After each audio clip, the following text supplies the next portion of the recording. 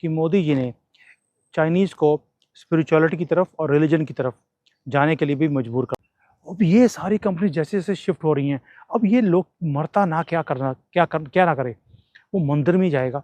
फिर इनको चाहिए योगी आदित्यनाथ, ठीक है, जो मारे कम और दौड़ाए ज्यादा। इनको चाहिए महाराज जी, लखनऊ वाले, गोरखपुर वाले, इनको वो डोज चाहिए। मैं आपको बता रहा हूं, और वो फ्रांस वालों को भी वही डोज चाहिए।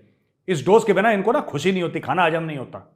इनको प्यार से। साल पहले तक कहा जाता था कि जो सुपर पावर है एशिया में वो चाइना को बताया जाता था हमें कि जी चाइना बनने जा रहा है। अब वो नाम बदलकर इंडिया का हो गया है। लेकिन एज एन इंडिया, तो आज की डेट में अगर हम इंडिया और चाइना को कंपेयर करें तो इंडिया एक चढ़ता हुआ सूरज की तरह है जो राइज कर रहा है हर फील्ड के अंदर। चाइना ने बहुत तरक्की देखी है पिछले 15-20-30 सालों में, लेकिन आज की डेट में ये अपने पैरों पे भी खड़े नहीं हो पा रहे क्योंकि कई कंट्रीज हैं जिन्होंने हिंदू मत से पुराना तो नहीं है। हिंदू मजहब तो हजारों साल पुराना मजहब है, कदीम तरीन मजाहिब में से एक है।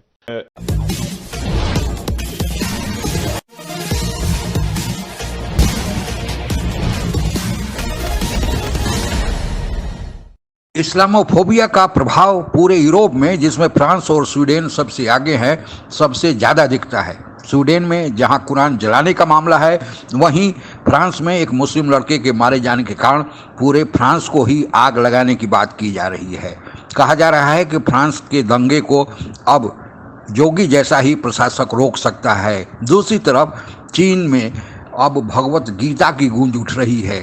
चीन में भगवत गीता की गूंज और फ्रांस में जोगी की मांग। कहानी क्या है, सुनते हैं। हर चीज़ देने को तैयार हूँ, हमारा इंफ्रास्ट्रक्चर, हमारा लेबर, हर चीज़ आपके लिए खुली है।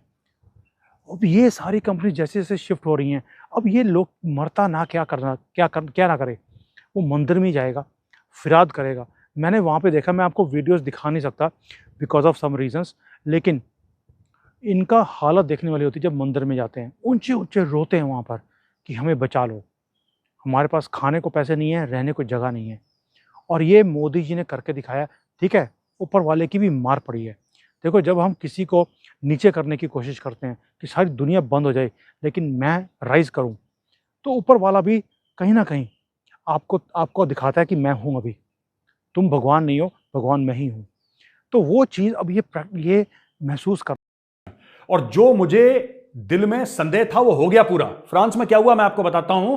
फ्रांस में यह हो गया है कि जिस बंदे ने गोली मारी थी ना उस लड़के को, नाहेल को, जिस बंदे ने गोली मारी थी, जिस पुलिस वाले ने गोली मारी थी, तो एक तो नाहेल की फैमिली के लिए जो जितने भी ये इमिग्रेंट्स थे इलीगल वगैरह, वो पैसा इकट्ठा कर रहे थे, और फ्रेंच लोग, बहुत सारे लोग पैसा दे रहे थे पुलिस वाले को।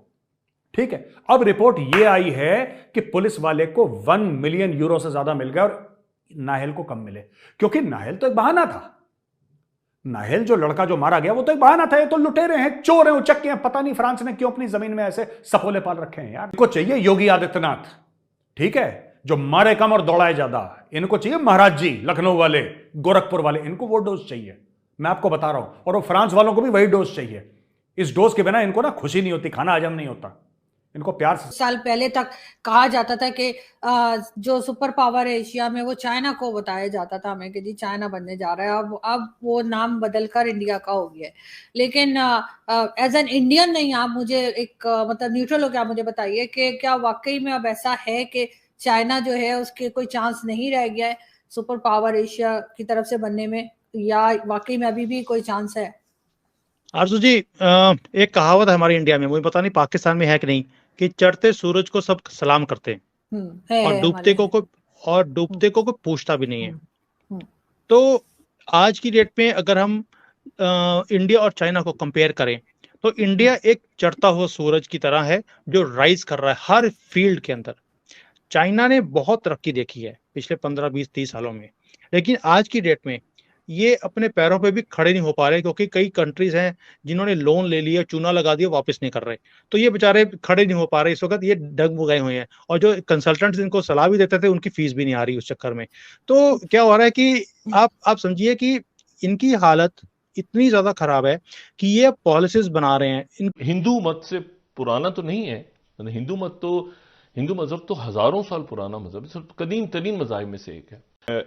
जो सिख मज़हब है, सिख मज़हब या जैन मत या बुद्ध मत, मतलब ये तो वो कहते हैं ना कि ये हिंदुस्तान से ही निकले हुए मज़हब हैं, ये तो इसी धरती से जो कि हिंदुस्तान है यहीं से निकले। अब क्रिश्चियनिटी बाहर से आई है या इस्लाम बाहर से आया है, तो यहाँ पे एक नॉर्मल पाकिस्तान इंशाल्लाह बनेगा।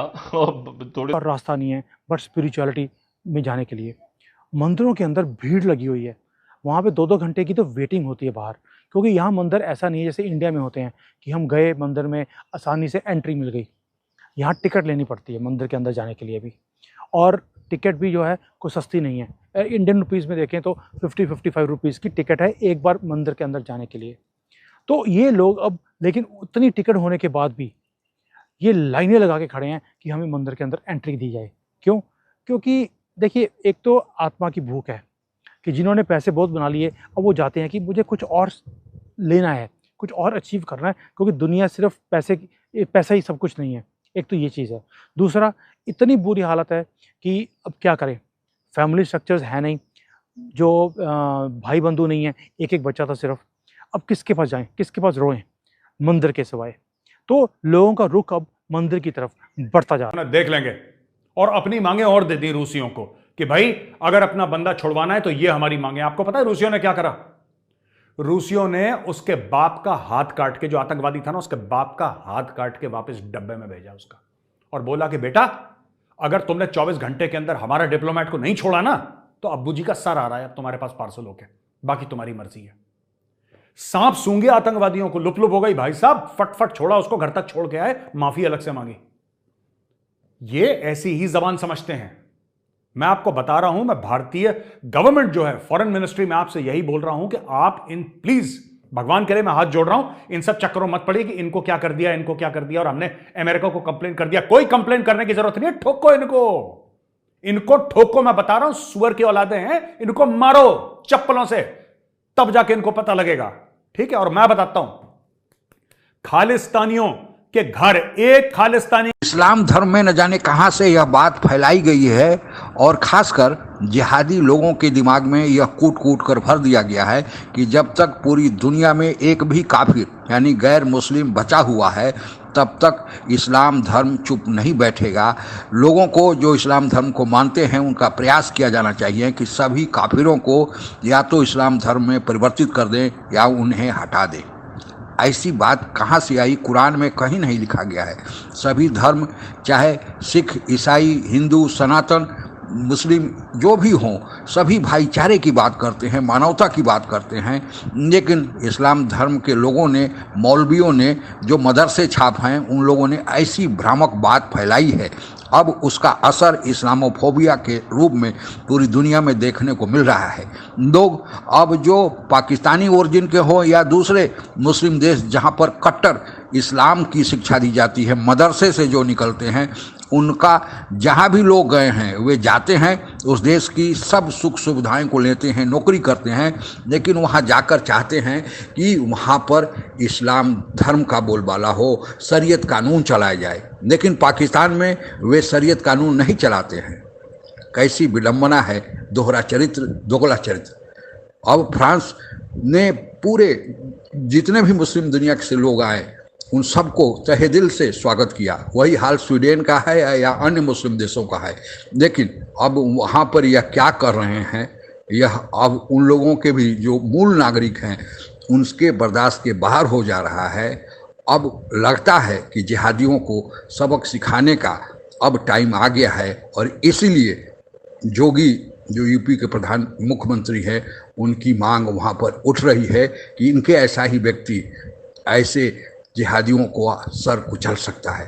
आज के लिए बस इतना ही। जय हिंद। आप अगर हमसे जुड़ा रहना चाहते हैं तो कृपया मेरे चैनल को सब्सक्राइब करें तथा बेल आइकन भी दबा दें ताकि नई वीडियो की जानकारी तुरंत आप तक पहुंच जाए। धन्यवाद। जय हिंद।